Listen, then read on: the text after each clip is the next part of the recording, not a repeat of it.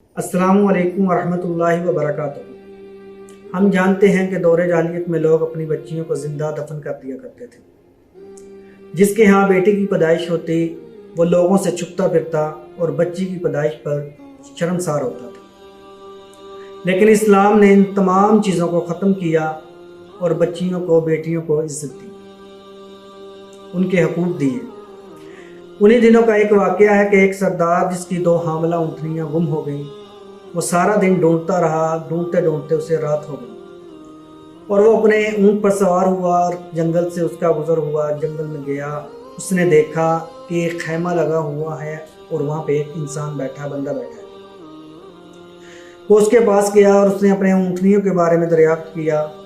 اب وہ خیمے والا کہنے لگا کہ اونٹنیاں میں نے پکڑ رکھی ہیں، میرے پاس ہیں۔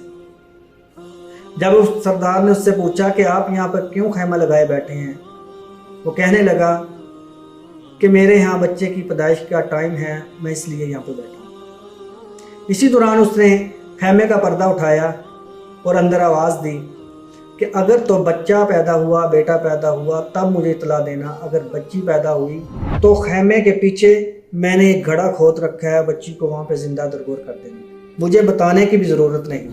ابھی وہ باتیں کر ہی رہے تھے کہ خیمے سے آواز آئی کہ آپ کے ہاں بیٹی کی پیدائش ہوئی ہے۔ اس نے غصے سے کہا کہ پیچھے جو خیمے کے پیچھے میں نے گڑھا کھود رکھا ہے، بچی کو وہاں پہ زندہ درگور کر دو۔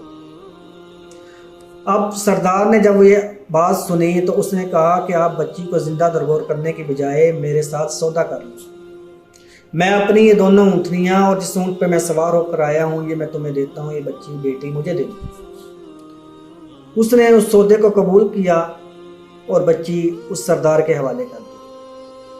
اب ہوا یوں کہ جب بھی سردار کو کہیں بھی پتہ چلتا کہ وہ بچی کی پیدائش ہونے والی ہے یا ہو گئی ہے، وہ زندہ درگور کریں گے، وہ اس بچی کو، بیٹی کو خرید لیتا اونٹوں کے عوض۔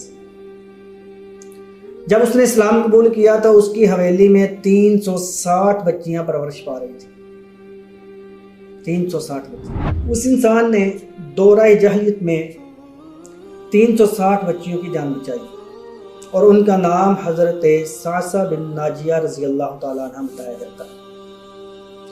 جب انہوں نے اسلام قبول کیا تو رسول اللہ صلی اللہ علیہ وسلم سے سوال کیا کہ کیا مجھے ان چیزوں کا، ان جو میں نے نیکیاں کی ہیں دور جاہلیت میں، اس کا اجر ملے گا؟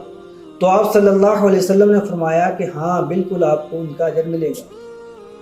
اسی طرح بچیوں کے بارے میں، بیٹیوں کے بارے میں، بہنوں کے بارے میں نبی پاک صلی اللہ علیہ وسلم کی ایک حدیث ہے۔ آپ صلی اللہ علیہ وسلم نے فرمایا کہ جس نے 2 بچیوں، 2 بیٹیوں، 2 بہنوں کی پرورش کی، ان کی اچھی طرح تربیت کی اور ان کی شادیاں کی، وہ روز قیامت جنت میں میرے ساتھ ایسے ہوگا جیسے یہ 2 انگلیاں ساتھ ساتھ ہیں۔ اللہ تعالیٰ ہمیں بچیوں سے محبت کرنے کی، بیٹیوں سے محبت کرنے کی، بہنوں سے محبت کرنے کی توفیق عطا فرمائے۔ السلام علیکم ورحمۃ اللہ وبرکاتہ۔